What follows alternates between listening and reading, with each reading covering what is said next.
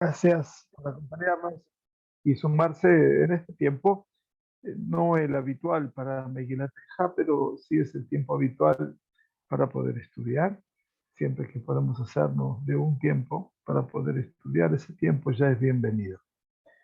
Megilat Teja, si bien ya ha quedado en el recurso del recuerdo eventualmente traspasado Tisha B'Av, no deja de ser un interesante escenario para poder estudiar y para poder compartir a lo largo de en nuestro Tanaj, en este caso el último compartimento del Tanaj, los que tuve. Eh, Habíamos hablado del capítulo 3, que es el más extenso de toda la Megilá, contiene 66 versículos, ya que cada una de las consonantes que conforman el Aleph Bet, el alfabeto hebreo, 22 consonantes, se repiten en 3 oportunidades cada letra.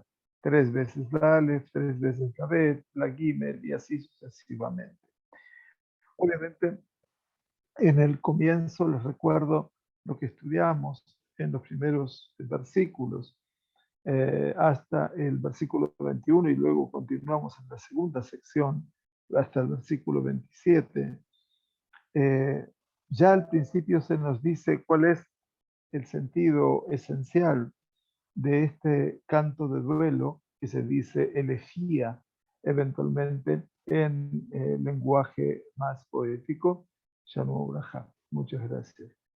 Eh, y donde obviamente el Naví Yirmiyahu nos planteaba obviamente eso que nosotros llamamos Isurim, que son los tormentos, quiere decir la angustia, el dolor, todos los sufrimientos, y que son sufrimientos constantes por parte del hombre, que también habla en el sentido colectivo. Yahfoh Yado Kolayom decía que el Todopoderoso tornaba su mano todo el día, y todos esos dolores y sufrimientos acontecían sobre el Geber, Aniyah Geber, la persona, a quien Dios castiga, Beshevet Aibarato, con el látigo, con el maquel, con el bastón de su ira. Luego, que al empezar esa presentación en la letra Aleph, los siguientes 6 versículos que correspondían a la letra Bet y Gimel hablan acerca ya del estado de opresión, el estado de angustia en el cual se encuentra aquel que está cantando este canto de duelo y que no es sino, como explicábamos, el emisario del pueblo de Israel.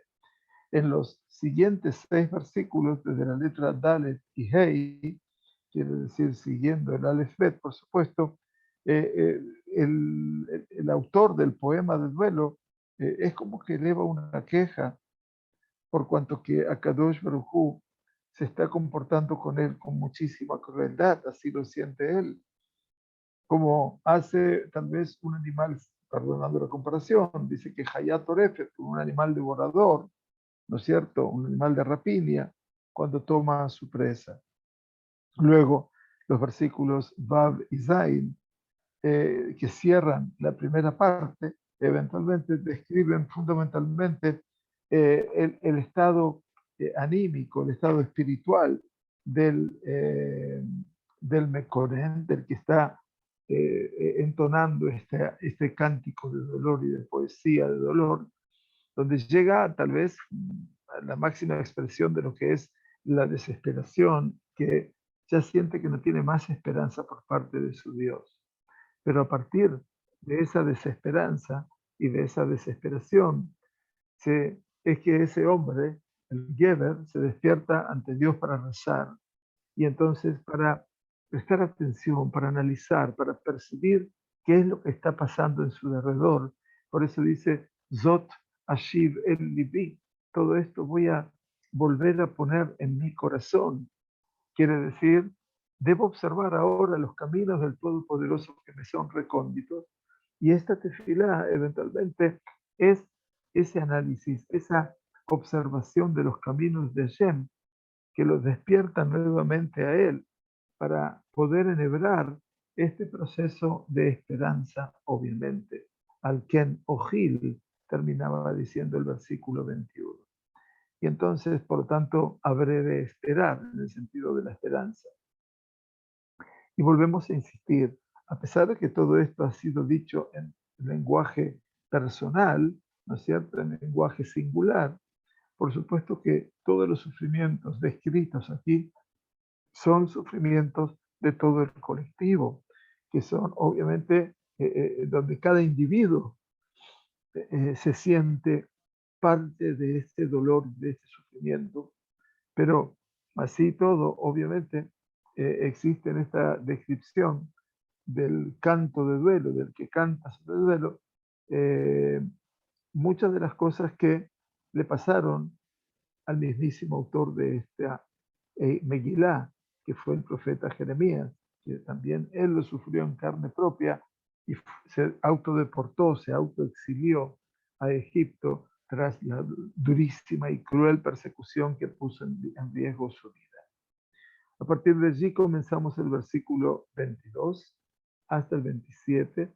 En realidad esta es la segunda parte, se va a extender un poco más hasta el versículo 39, donde hablábamos entonces la semana pasada que esta sección ya habla de los caminos de lo que es Ashgahat Hashem. Ashgahat quiere decir esa providencia divina, como el Kadosh Baruj Hu está en una observación permanente sobre su mundo y fundamentalmente lo que representan los atributos del Creador.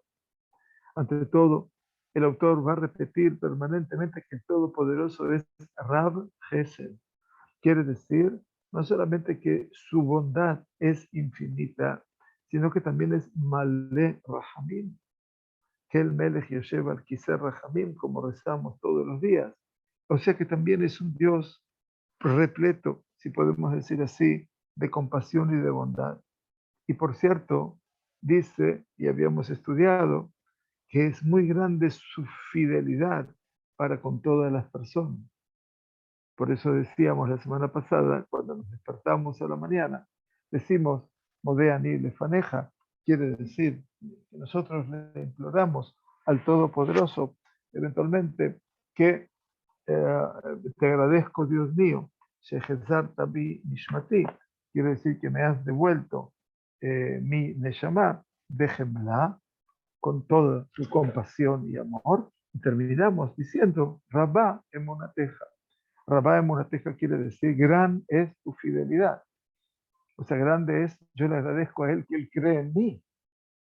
Antes de que yo le exprese a él mi Neemanut, mi fidelidad y mi emuná, yo le agradezco a él ante todo, mi Dios, que él cree en mí.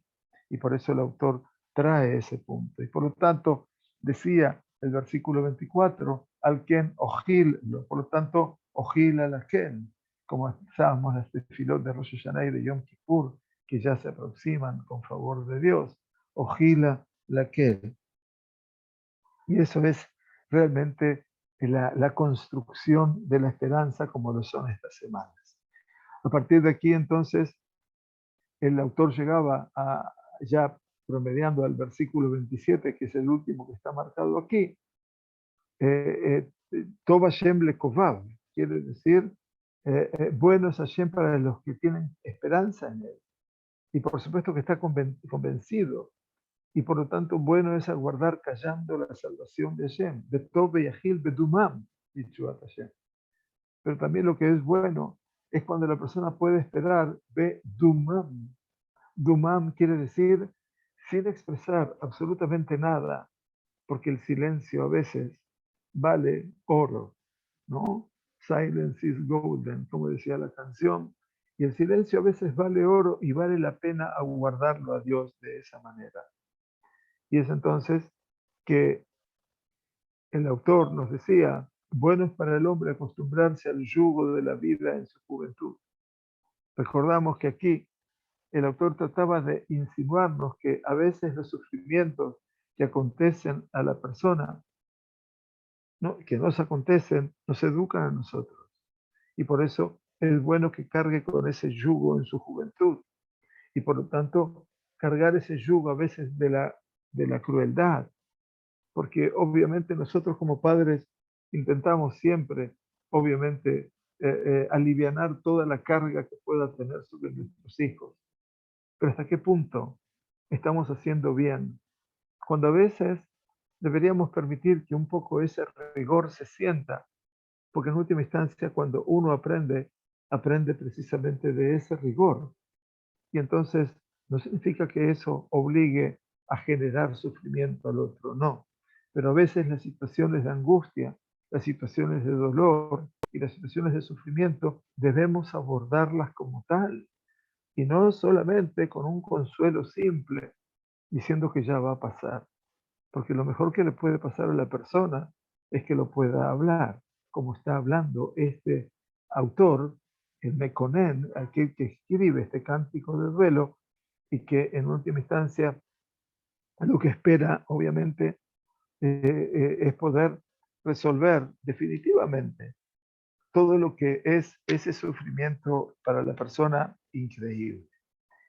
Entonces, comenzamos hoy en nuestro versículo 28, aquí, y entonces aquí el autor nos va a decir, Yeshev Badad de Idom, Kinatal Alab, que se siente solitario y guarde silencio. Otra vez, puesto que es Dios quien ha impuesto sobre él la carga. Tomar conciencia, obviamente. A veces la persona necesita encontrar un punto de girar sobre sí mismo. Y ese es Yeshev Badad, sentarse en soledad, solo.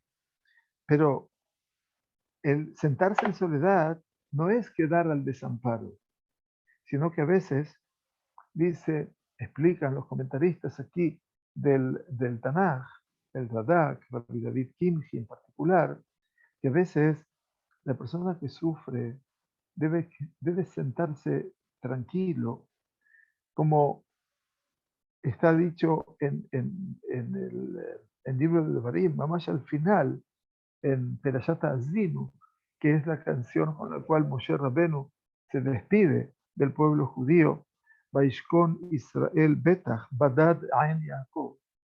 Entonces Israel habitó en Betach, en seguridad, en confianza, Badad, aislado, solo, el pueblo de Jacob. Y entonces dice, Yeshev Badad de Idom. Idom es el silencio. Es la palabra que no puede ser expresada, porque a veces la palabra está ocupada por el llanto. Y ese llanto representa ese duelo que está sufriendo la persona. Pero en última instancia, el verbo damam, que quiere decir dom en hebreo, que es la mudez, es lo que a veces nos ayuda a poder resolver la instancia en la cual estamos. Ustedes saben que nunca lo tengan que vivir. La persona que está de duelo dice que la Seudat Abraá, cuando se vuelve de enterrar al muerto, al difunto, al ser querido, se les debe servir una comida. La comida es un pan, una pita, con un huevo. Esa es toda la comida. También que tiene que ser verajá, por supuesto.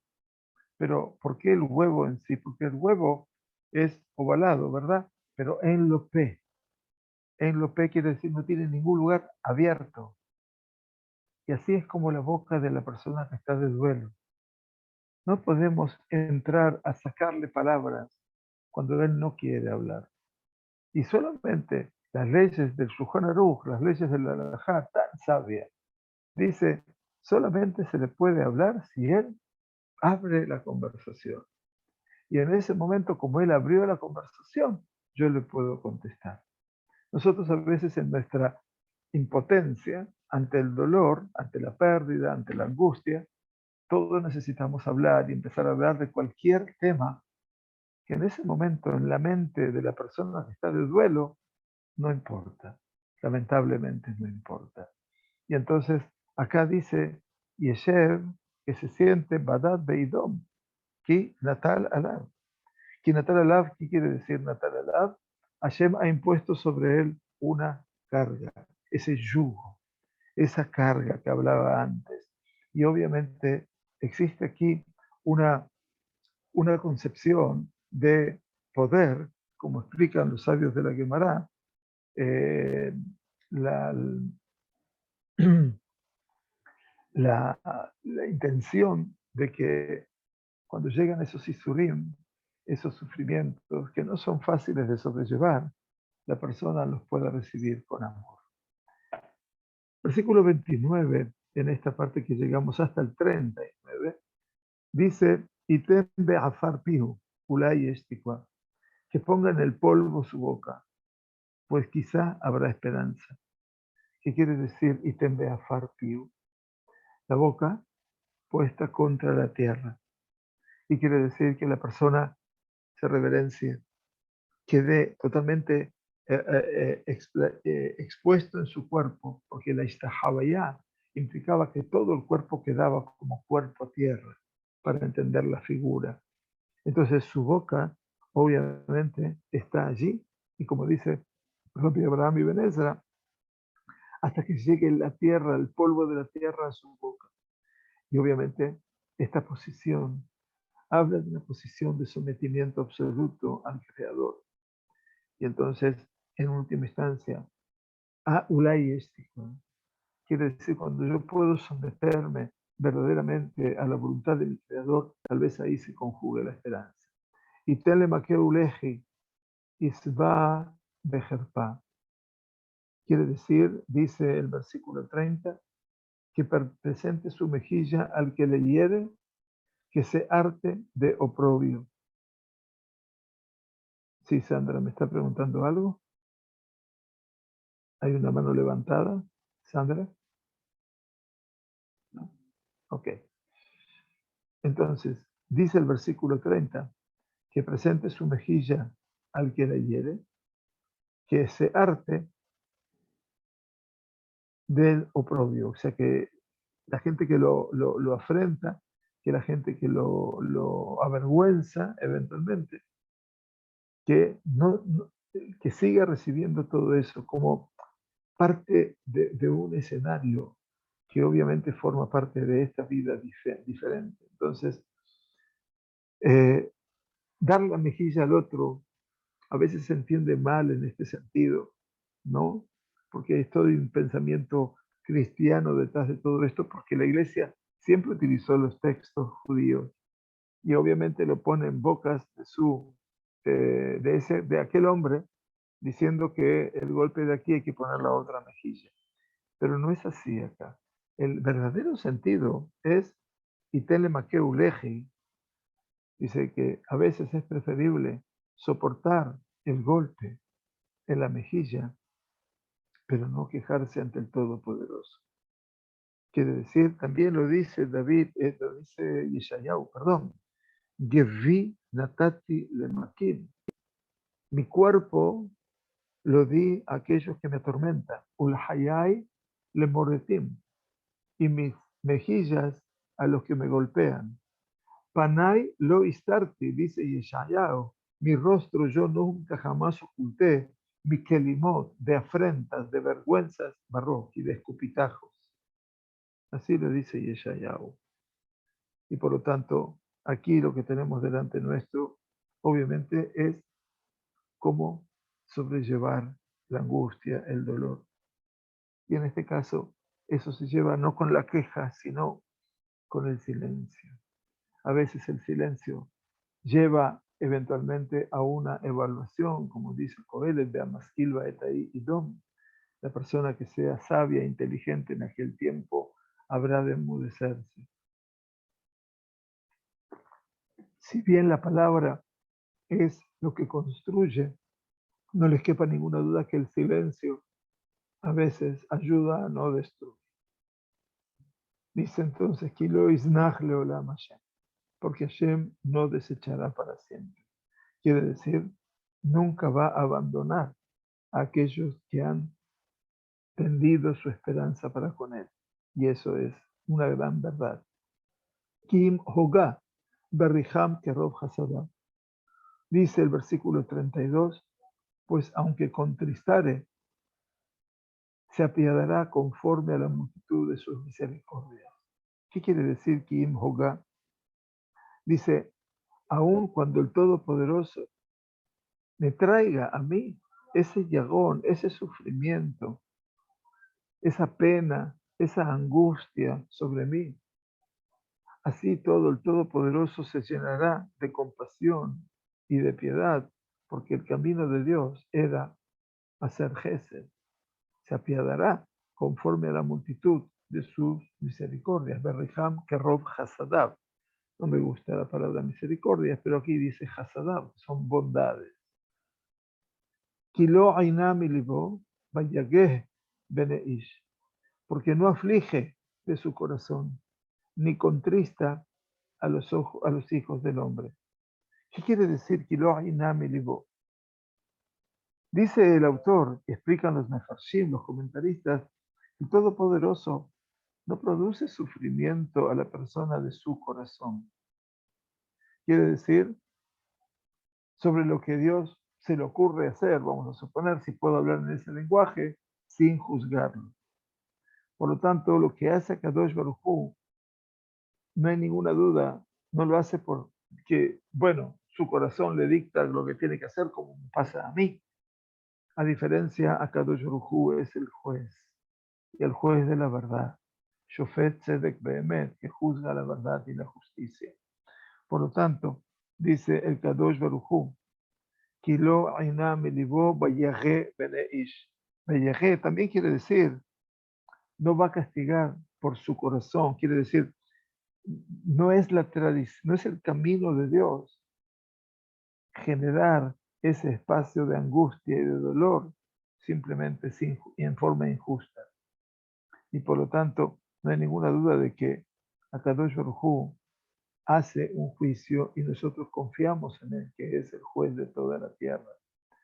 Dice el versículo 34, le daque tajat raglav, hollar, quiere decir como oprimir debajo de los pies, kol asidei aretz, quiere decir a todos los cautivos, a los que están prisioneros de la tierra. Entonces esos cautivos que son los prisioneros, en última instancia, dice, así como Kadosh Baruj Hu no juzga arbitrariamente al hombre, sino con un juicio justo, entonces de esta manera, obviamente, el Kadosh Baruj Hu dice, no actúa como aquellos hombres que actúan como Ledaqueta Hatraglab. Quiere decir, a veces Kadosh Baruj Hu no oprime debajo de sus pies a los hombres. Aquí están hablando de el otro hombre, aquel hombre que sí pisotea con sus pies a todos aquellos que sufren en su mendiguez o en su mendicación, en su nadez. Entonces el Kadosh Baruj Hu no es así. Kadosh Baruj Hu no actúa como los hombres. Lehatot mishpat gaber, neget pene Elión, el torcer el derecho de cualquiera ante la faz del Altísimo. Ahí está hablando de todo lo que hicieron a veces los grandes jueces de Israel en la época del Jurbán, aquellos que deberían impartir justicia. ¿Qué hacían? Torcían el derecho de cualquiera ante la faz de Dios. Quiere decir, esta gente verdaderamente tergiversaron la justicia. Y por eso vino la destrucción. Y dice el versículo 36, Le'avet Adam beribó Hashem lo ra'a. El hacer injusticia a un hombre en su causa, esto no lo quiere ver Hashem. Porque al final de cuentas, no hay ninguna duda que todo lo que promedió la destrucción del Bet HaMikdash no fue la fuerza de Nabucodonosor, ni el imperio babilónico, ni sus múltiples cantidades de soldados, miríadas de soldados. No es eso. Eso es solamente lo que se ve. Pero la realidad es, como dice la Gemara, Bait Zarufaten Zaraften. Ustedes quemaron una casa que ya estaba incendiada, porque obviamente había algo que había muerto por dentro. Dice el Mejaber, Mize Amar Batehi Hashem Lo Tziva. Dice, ¿quién es aquel que dice y ello sucede sin que Hashem no lo ordene?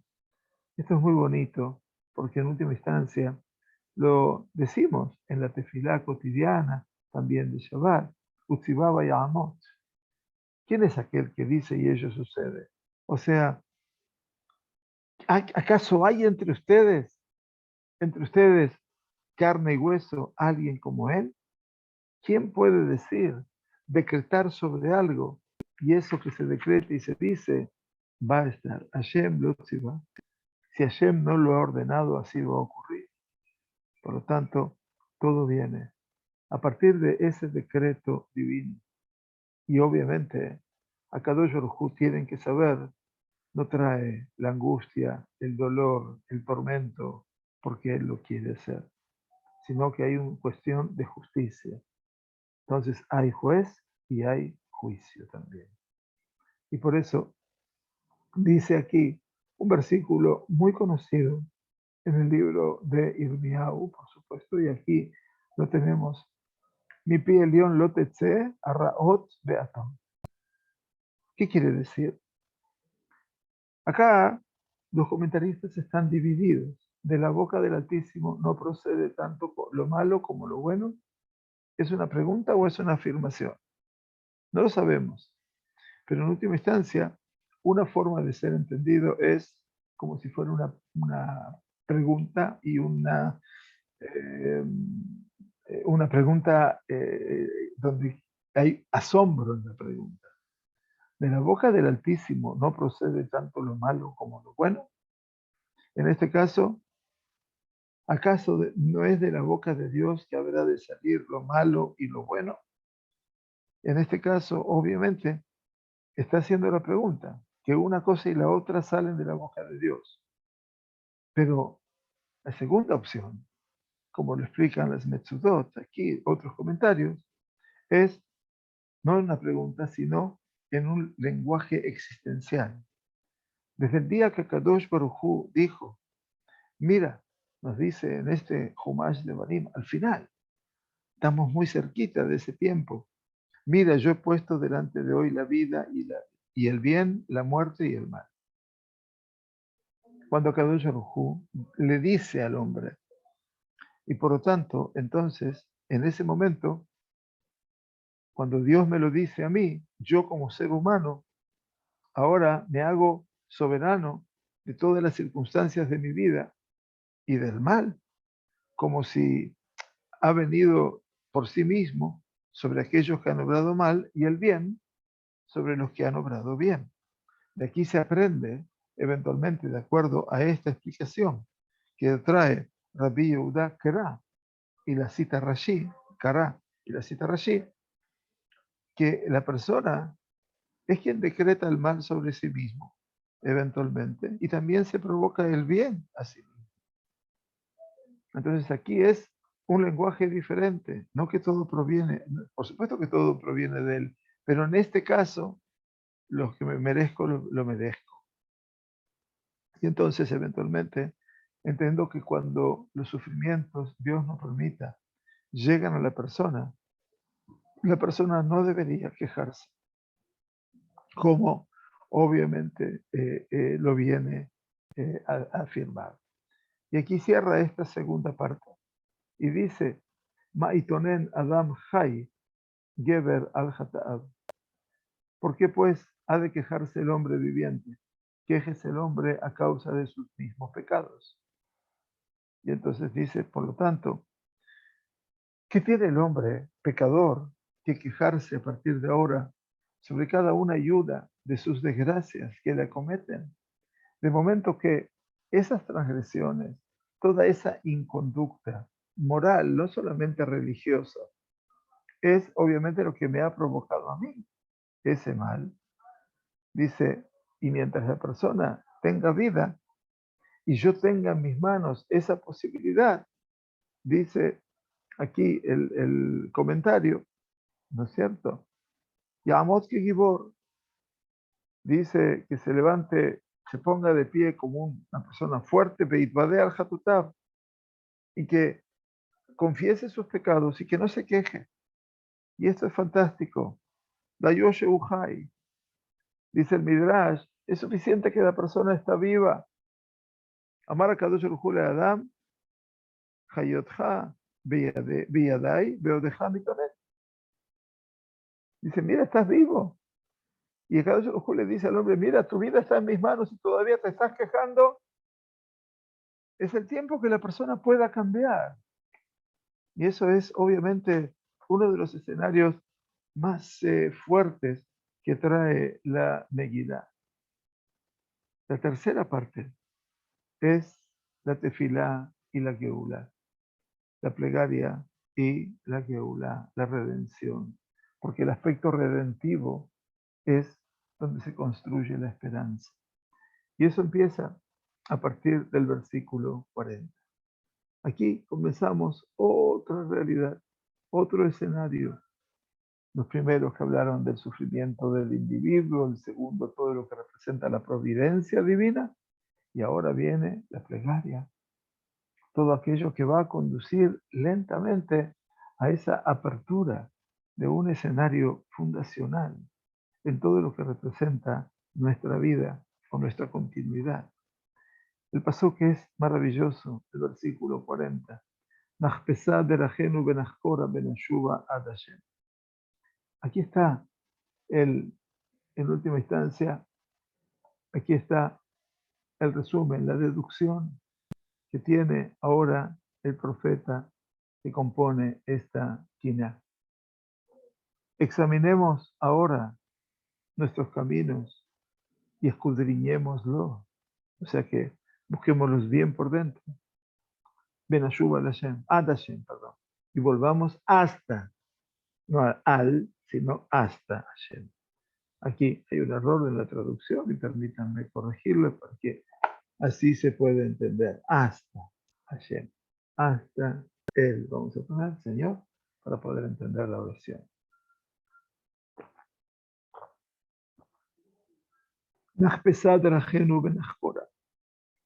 Esta es la conclusión a la cual se debe llegar. Vamos a buscar, vamos a hurgar, vamos a, en nuestros caminos, no mandemos la crítica hacia arriba. Empecemos a buscar aquí dentro. Nuestra problemática es problemática de atención. Busquemos y entonces volvamos al Todopoderoso. Esta es la tarea. Y por eso dice, ni sale babeno al kapay. Alcemos nuestro corazón sobre las manos a Dios en los cielos. Quiere decir, elevemos nuestro corazón. El corazón no lo puedo elevar al cielo. Mis manos son las que más alcanzan la extensión. Pero el corazón, ¿hacia dónde lo tengo que poner? Dicen los comentarios, el corazón debe estar dirigido hacia las nubes, hacia el cielo. ¿Y por qué? Porque a veces el corazón se ve como la palma de la mano. Y así también las nubes se ven como las palmas de la mano. Así dice el libro de Reyes 1, en una visión que tiene un asistente de un rey. Y he aquí una nube pequeña como la mano de un hombre, como la palma de un hombre, sube del mar. Es muy bonito todo esto, ¿no es cierto? Como que aparentemente hay algo que está en mis manos y aparece muy pequeño. Pero hay quien dice, Nisa, dice, tomemos nuestro corazón y pongámonos en nuestras palmas de las manos. En el momento que nosotros vamos a extender nuestras palmas de las manos hacia el Todopoderoso, por lo menos mostremos el corazón para que quede descubierto, revelado, que ese corazón habla y dice la verdad.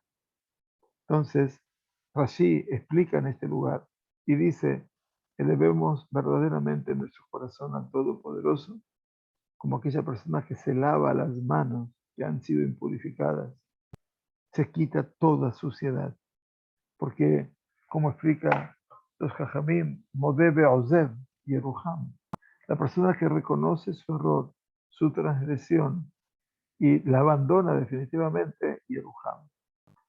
Por lo tanto, dice el versículo 42, Nahnu pashanu umarinu atalos alaj. Nosotros hemos pecado y hemos sido rebeldes. Las dos circunstancias que rodean al pueblo de Israel, lo cual tú no has perdonado. Por lo tanto, somos conscientes, no solamente que hemos pecado, sino que también hemos sido rebeldes. Y por lo tanto, en este caso, ¿cómo hacemos? Si verdaderamente Kadosh Baruj Hu es, como dice Yeshayahu en su capítulo 55, lo vamos a leer en Naftarán, el Eloqueno ki yarbe lisloach. Hashem es nuestro Dios porque Él habrá de incrementar su perdón. Y entonces, como dice aquí, que no, Nahnu Kashanu Marino, Atal los alachta. Nosotros hemos pecado y hemos sido rebeldes, lo cual tú no has perdonado. Jeremías, obviamente, entiende otra realidad y otra realidad en la cual todavía el pueblo no es merecedor de ese perdón. Y somos conscientes de que no somos merecedores y por eso aceptamos nuestro dolor. Sakotá ba'af batir de fenu, arakta lo jamalta. Te has cubierto de ira y nos has perseguido, has matado, no te has apiadado. Obviamente, todo lo que antes era la revelación, Sakotá, dice, te has cubierto de ira, quiere decir, ya no podemos observarte, no podemos ver. Es como que las tefilot nuestras están trabadas y no llegan a su destino. Y por lo tanto, como decía al principio, Satán tefilati, Akadosh Baruj Hu ha ocluido mi plegaria. Y todo esto obviamente sigue hablando, no hay ninguna duda, de lo que es ese fenómeno que en tiempos de luctuosos, en tiempos difíciles, parece ser que el hombre siente eso que es Hester Panim, quiere decir el ocultamiento del rostro de Dios. Y todo esto, mis queridos, tiene que ver con una realidad difícil, pero el pueblo de Israel siente que no pasa la plegaria. Me has cubierto, Sakota Be'anan Lach. Otra vez vuelve el sentido de lo que es el estar cubierto, el estar oculto en esa nube que ya no es una nube protectiva, sino que es una nube que en última instancia ha establecido una distancia que ya prácticamente es inconmensurable. Y por lo tanto, te has cubierto de una nube para que no pase la plegaria. Quiere decir que la plegaria, la tefilá, obviamente, tampoco está para llegar a los altos cielos. La desesperación es muy grande. Dice el versículo 45, Seji umaos tesimenu, de Kereba Amin. Nos has puesto como desecho y como basura.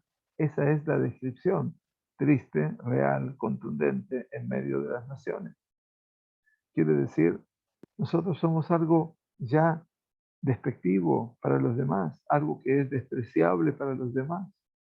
Y entonces, eventualmente, ya ni siquiera, no solamente tú nos has arrojado de tu entorno, sino que también las naciones.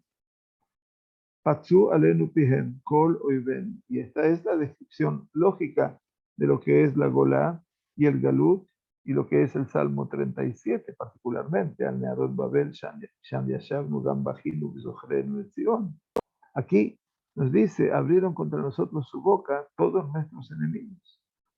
¿Qué quiere decir? Que obviamente los enemigos del pueblo de Israel aprovechan esta circunstancia, ¿no es cierto?, para seguir, obviamente, haciendo una afrenta, avergonzándonos, despreciándonos, porque obviamente ya lo dijo en la primera quina y también casi al principio y al final, donde el pueblo de Israel canta ese dolor de verse despreciado por. El versículo 47 dice, Pahat bapahat hayalanu ashet beashaber. Entonces, ¿qué tenemos ahora? El espanto y el hoyo, quiere decir, el espanto y el pánico están sobre nosotros, la desolación y el quebranto. O sea que a partir de aquí, obviamente, el pueblo de Israel siente esa situación frente al enemigo. Y por lo tanto, el concepto de pahad, ese temor, pánico, y pahat es como pozos, por eso aquí lo traducen como hoyos. Y entonces, esa sensación de vacío existencial, no hay ninguna duda, que también lo va a reiterar Yeshayahu, Habla, obviamente, y también Jeremías en otro ámbito, en su libro, todo lo que hay aquí es Ashet Be'ashaber. Dice qué es lo que hay aquí, la desolación, ahí viene la palabra Shoah, Ashet Be'ashaber, el quebranto.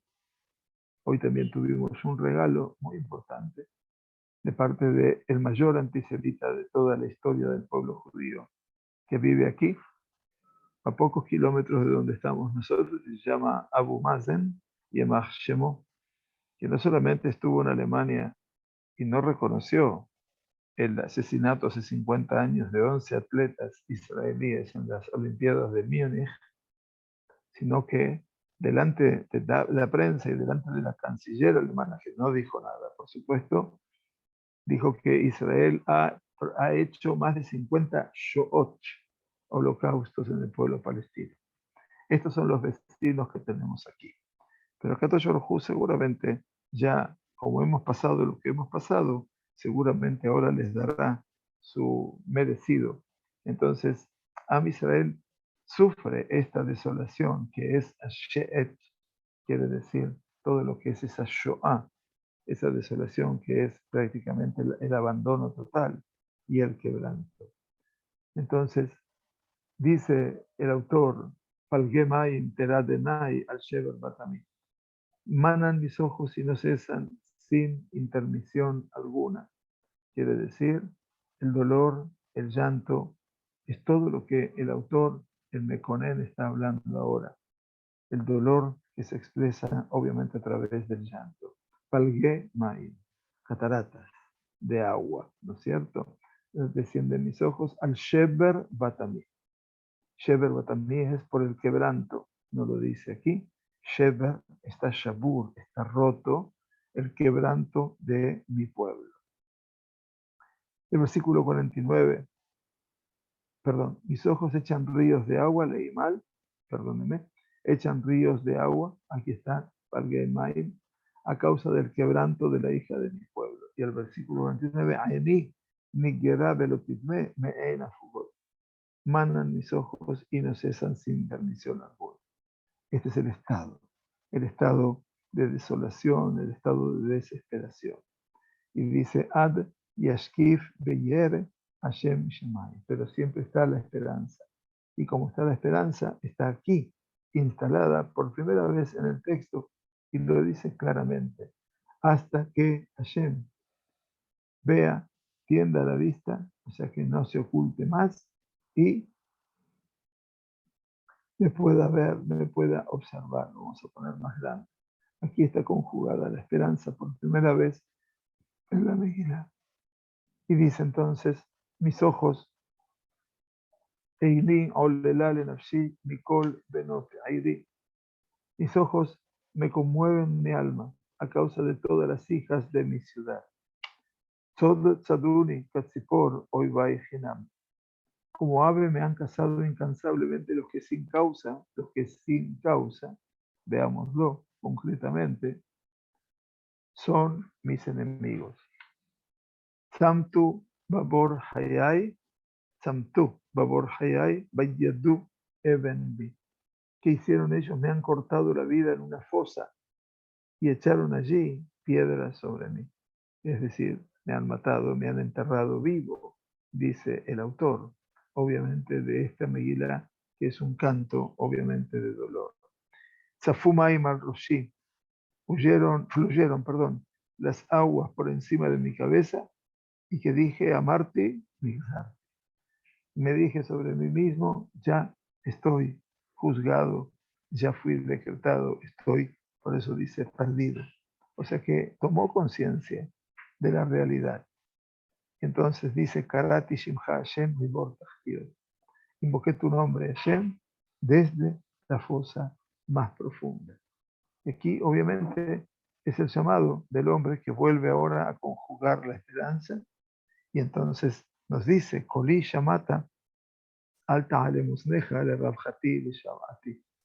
Entonces, como yo te invoqué, entonces tú oíste mi voz, dice el versículo 56, no cierres pues tus oídos a mi alivio, a mi clamor.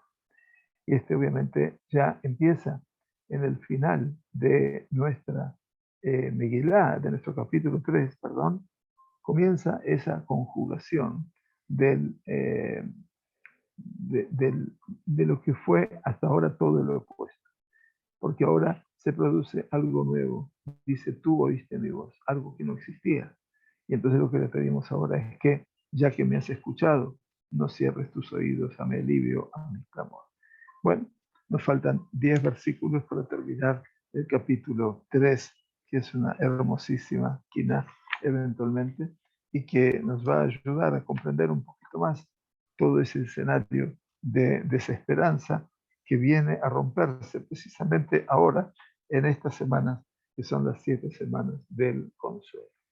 Muy bien, muchas gracias por acompañarnos, que tengamos un excelente final de día aquí en Israel y nos estaremos viendo mañana desde en los shiurim de las señoras y de Perashat Shavua. Muchas gracias por acompañarnos, aquí entramos en Tefilá, así que me despido de todos ustedes ya sin poder saludar. Muchas gracias y por acompañarnos, que estén muy bien.